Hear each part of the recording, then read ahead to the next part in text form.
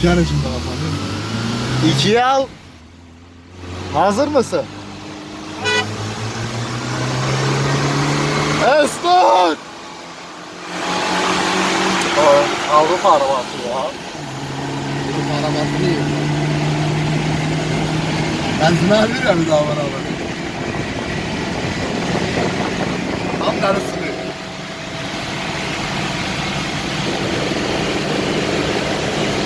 Adam. Altıdan sonrayı görüyor musun? Evet. Dördü almadım mı ha? Belki o şu an 4'te 5'tedir ha. Allah bilir. İlk sen kaçı gördün ondan?